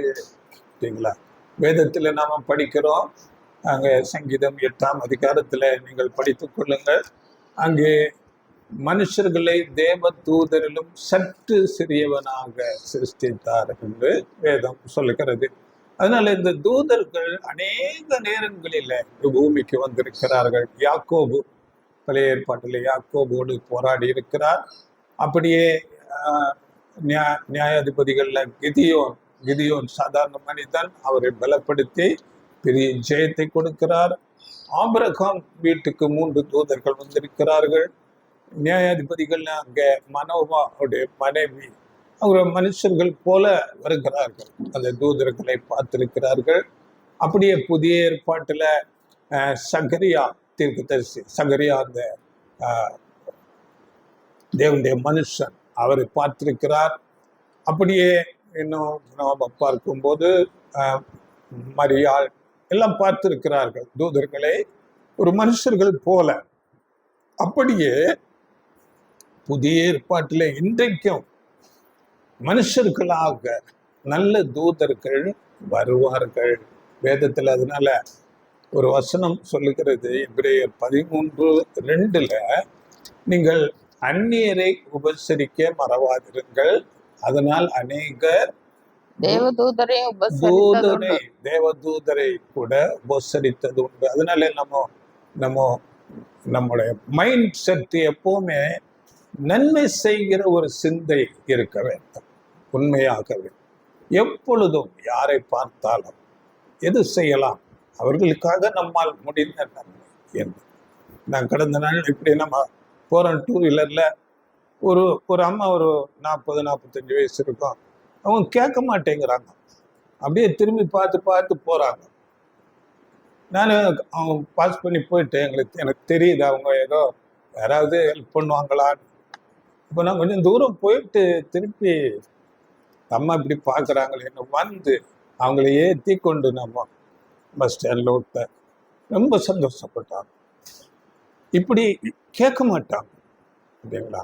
அதனால நம்முடைய மைண்ட் செட் எப்பவுமே யாருக்கு நம்மளால என்ன உதவி செய்ய முடியுமோ அதை நாம் செய்கிறவர்களுக்காக இருக்க வேண்டும். அதனால அறியாமல் தூதர்களுக்கு கூட நாம் நன்மை செய்திருப்போம்.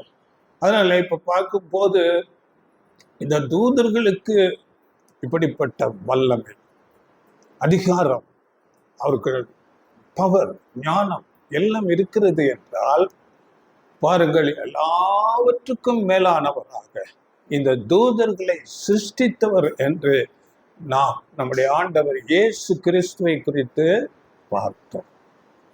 ஆண்டவர் இயேசு கிறிஸ்து எல்லாவற்றுக்கும் ஆதி, அவரை கொண்டு அவருக்கென்று சிருஷ்டிக்கப்பட்டது.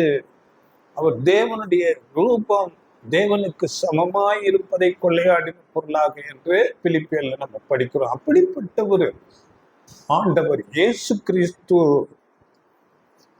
அவருடைய நாமம் எவ்வளவு வல்லமை, அதிகாரம் உடையவர் என்பதை நாம் அறிந்து கொள்ள வேண்டும். இன்றைக்கு இயேசு என்கிற நாமத்துக்கு ஒரு மேன்மை இல்லாதது போல மனுஷர்களிடத்திலே சாத்தான் அப்படி செய்து வைத்திருக்கிறார். ஆனால் நாம் அறிந்து கொள்ள வேண்டும், ஆண்டவர் இயேசு கிறிஸ்து எவ்வளவு வல்லமை, அதிகாரம் உடையவர். அவர் நம்மோடு இருந்தால் நமக்கு அது போதும். அது நமக்கு வாக்கு பண்ணப்பட்டிருக்கிறது. உலகத்தின் முடிவு பரியந்தம் சகல நாட்களிலும் நான் உங்களுடனே கூட இருக்கிறேன். சீசர்களை ஊழியத்துக்கு அனுப்பும் போது பேசப்படுகிறது. அதனால ஆண்டவர் இயேசு நம்மோடு கூட இருப்பார். இன்னும் வாக்கு பண்ணப்பட்டிருக்கு, நான் உன்னை விட்டு விலகுவதும் இல்லை, உன்னை கைவிடுவதும் இல்லை. இந்த வாக்கு தத்தங்கள் அவருக்கு உண்மையாக இருக்கிறவர்களுக்கு ஆமென்றும் ஆமேன் என்றும் இருக்கிறது. அவருடைய வார்த்தையின்படி நடக்கிறவர்களுக்கு, அவருக்கு கீழ்ப்படுகிறவர்களுக்கு ஆமென்றும் ஆமேன் என்றும் இருக்கிறது. அவர் நம்மோடு கூட இருப்பார். அதனால உண்மையாகவே நான் இன்றைக்கு காலையில எழும்பும் போது எனக்கு ஒரு நம்ம சபையில பாடுகிற ஒரு பாட்டு தான், ஒரு மலையாள பாட்டு. அந்த பாடலின் வரிகள் எனக்கு தானாக மனதில் வருகிறது. அது எப்படி என்றால் பாருங்கள், வல்லவன் வல்லவன் நீ என் அபயம், வந்திடுமோ பின்னே பயம். அதாவது அந்த வார்த்தை, வல்லவன் நீ என் அபயம், வந்திடுமோ பின்னே பயம். ஆண்டவர் இயேசு கிறிஸ்துவை குறித்து சொல்லும் போது அவர் வல்லமையுள்ள தேவன். எபிரேயர்ல நம்ம ஏசாயால படிக்கிறோம் 9ஆம் அதிகாரத்தில், ஒரு வல்லமையுள்ள தேவன், தூதர்களுக்கெல்லாம் மேலானவர், முதன்மையானவர், தேவனுக்கு சமமானவர், அப்படிப்பட்டவர். சரிங்களா? அவர் நம்மோடு இருக்கும்போது வல்லவன் நீ என் அபயம், வந்திடுமோ பின்னே பயம். இந்த வார்த்தை எனக்கு மனசுல அப்படியே வருது. இந்த வார்த்தைகள் நம்முடைய மனதிலே இருக்க வேண்டும். அவர் நம்மோடு இருக்கிறார். அதனால இன்றைக்கு உலகத்துல நம்ம பார்த்திருக்கிறோம், இந்த கிறிஸ்துமஸ் காலங்களில அநேக வட மாநிலங்கள்ல, கேரளால கூட அநேக உபத்திரவங்கள், அநேகர் ஒரு விதமான பாடுகளுக்குள்ளாக போயிருக்கிறார்கள். ஆனால் ஆண்டவர் நம்மோடு இருக்கிறார். அவர் நம்மோடு இருக்கும்போது அது எது நடந்தாலும் அவர் பார்த்து கொள்வார். அதனால அவரை பின்பற்றின சீசர்கள், அப்போஸ்தலர்கள், அங்கே அதற்கு பிறகு வந்த பரிசுத்தவான்கள் எல்லாம், அதனால் அவர்கள் தங்கள் ஜீவனை அற்பமாக நினைத்தார்கள். அவர்கள் சிறைச்சாலைக்கு பயப்படவில்லை, அடி உதைக்கு பயப்படவில்லை, அங்கே மரணத்துக்கும் பயப்படவில்லை. அவர் கூட இருந்தால் போதும். அவருக்காக நாம் எது வேண்டுமானாலும் சகிக்கலாம். அது நமக்கு நல்லதாகவே இருக்கும். அதனால அப்படிப்பட்டவர் நம்முடைய ஆண்டவர் இயேசு கிறிஸ்து. அவருடைய நாமம் அப்படிப்பட்டது, வல்லமையுள்ள நாமம். அவர் நம்மோடு இருக்கிறார்.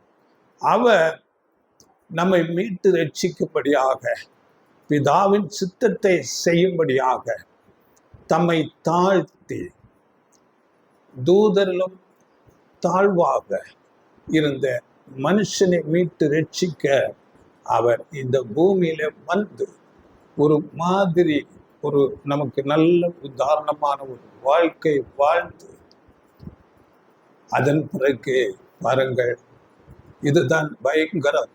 சாதாரண மனிதர்களாலே அவர் குற்றப்பட்டவராக, குற்றவாளியை போல கைகள் கட்டப்பட்டு துப்பப்பட்டு அவர் சவுக்கால் அடித்து அநேக அங்கே துன்புறுத்தல்கள் செய்து ஒரு கொடூரமான மரணத்தை அவர் ஏற்றுக்கொள்கிறார். இதுதான் தேவனுடைய மகா பெரிய அன்பு. இது பெரிய அன்பு. அதனால அவர் தம்முடைய குமாரனை தந்து இவ்வளவாய் அன்பு கூர்ந்தார் என்று சொல்லுகிற வசனம் இதுதான். எப்படிப்பட்ட உயரத்திலிருந்து தாழ்த்தி அவரை இந்த பூமியிலே அனுப்பி, சாதாரண அற்பமும் குப்பையுமான மனுஷர்கள் கைகளால் அங்கே அவர் துன்புறுத்தப்பட்டு கொலை செய்யப்படுகிறார். அதனால அப்போஸ்தலர் பவுல் எபேசியருக்கு எழுதும் போது 3ஆம் அதிகாரத்துல அறிவு கெட்டாத அந்த அன்பை நீங்கள் அறிந்து கொள்ள வல்லவர்களாக வேண்டும் என்று ஜெபிக்கிறார். பிதாவாகி தேவனுடைய அன்பு, அவர் தம்முடைய குமாரனாகிய ஆண்டவர் இயேசு கிறிஸ்துவை முதன்மையானவரை அப்படி உலகத்துக்கு அனுப்பி அன்பு கூர்ந்தார். ஆண்டவர் இயேசு கிறிஸ்து அப்படியே நம்மிடத்தில் அன்பு கூர்ந்து மரண பரியந்தம் கீழ்ப்படிதலை காண்பித்தார். இதை நாம் அறிந்திருக்கோம். ஒன்று யோவான் 4ஆம் அதிகாரம் 9-10 வசனங்களில தேவன் தம்முடைய குமாரனை நம்மேல் அன்பு கூர்ந்ததினாலே அனுப்பினார். அப்படியே அவர் முந்தி நம்மை நேசித்தார் என்று வசனங்கள் சொல்லுகிறது. இப்படிப்பட்ட மகா பெரிய அன்பை, ஒரு தியாகத்தை நாம் உதாசீனம் செய்யாமல், நாம் அவரை நம்முடைய ஆண்டவராகவும் இரட்சகராகவும் நம்முடைய குருவாகவும் நாம் ஏற்றுக்கொண்டு அவர் காட்டிட்ட பாதையில நாம் நடந்து அவருக்கு எல்லா கனம் மகிமையை செலுத்தி அவர் மூலமாக நம்முடைய பிதாவாகி தேவனுக்கு எப்போதும் துதியையும் ஸ்தோத்திரங்களையும் செலுத்துகிறவர்களாக இருக்க வேண்டும். இதைத்தான் நாம் செய்ய வேண்டும். அந்த மகா பெரிய அன்பை நாம் உணர்ந்து கொள்ள வேண்டும். அதனால கடைசியாக ஒரு வசனத்தை படித்து முடிக்கலாம். எபிரேயர் 1ஆம் அதிகாரத்துல ஆண்டவர் இயேசு கிறிஸ்து தூதர்களை பார்க்கலும் எவ்வளவு மேன்மையுள்ளவர் என்று எபிரேயர் 1ஆம் அதிகாரம் 5-7 வசனங்கள். எப்படியெனில் நீர் என்னுடைய குமாரன், இன்று நான் உம்மை ஜனிப்பித்தேன் என்றும், நான் அவருக்கு பிதாவாய் இருப்பேன், அவர் எனக்கு குமாரனாய் இருப்பார் என்றும் அவர் தூதர்களில் யாருக்காவது எப்போதாகிலும் சொன்னதுண்டா? மேலும் தமது முதற் பேரானவரை உலகத்தில் பிரவேசிக்க செய்த போது தேவதூதர் யாவரும் அவரை தொழுது கொள்ள கடவர்கள் என்றார். தேவதூதரை குறித்தோ தம்முடைய தூதர்களை காற்றுகளாகவும் தம்முடைய ஊழியக்காரரை அக்கினி ஜுவாலைகளாகவும் செய்கிறார் என்று சொல்லியிருக்கிறது. பார்த்தீங்களா? தூதர்கள் அக்கினி ஜுவாலை, காற்று, அவ்வளவு வல்லமை, பவர் அவர்களிடத்துல இருக்கிறது. ஆனால் ஆண்டவர் இயேசு கிறிஸ்து எல்லாவற்றுக்கும் மேலானவர். அதை தொடர்ந்து நீங்கள் படித்து பாருங்கள். அவருடைய அங்கே அதிகாரம், அவருடைய சிங்காசனம் நித்தியமானது என்று சொல்லப்பட்டிருக்கிறது. தூதர்கள் அவரை பணிந்து கொள்ள வேண்டும். அப்படிப்பட்ட நிலையில் இருக்கிற நம்முடைய ஆண்டவர் இயேசு கிறிஸ்து நமக்காக எல்லாவற்றையும் செய்திருக்கிறார். நமக்காக அவர் தம்முடைய ஜீவனையை கொடுத்திருக்கிறார். அதனால் இன்றைக்கு சாத்தான், இந்த பொல்லாத சாத்தானுடைய உலகமாக இருக்கிறது. இயேசுவின் நாமம் என்று சொல்லுவதற்கு ஒரு ஒரு ஒரு அவமானம் போல இன்றைக்கு காண்பித்து வைத்திருக்கிறார். ஆனால் இயேசு என்கிற நாமம் எவ்வளவு மேன்மை உள்ளது என்பதை நாம் இந்த நாளிலே அறிந்து உணர்ந்து கொண்டோம். அப்படியே தூதர்களை குறித்து, பேய் பிசாசுகள் எல்லாவற்றை நாம் அறிந்து கொண்டோம். இவைகளை நாம் மனதிலே வைத்து கொண்டு அதிக கவனத்தோடு தேவனுடைய வார்த்தைகளுக்கு கீழ்ப்படிந்து ஆண்டவர் இயேசு கிறிஸ்து போல அவருடைய அடிச்சுவடுகளில் நாம் வாழ்ந்து அங்கே ஒரு மேலான ஒரு ஆசீர்வாதத்தை ஆண்டவர் இயேசு கிறிஸ்துவோடு அங்கே இருக்கிற, நித்தியமாக அவரோடு கூட ஆளுகை செய்கிற அந்த ஒரு ஆசீர்வாதத்தை பெற்றுக்கொள்ள தேவன் நமக்கு உதவி செய்வாராக. ஆமென். God bless you. God bless you.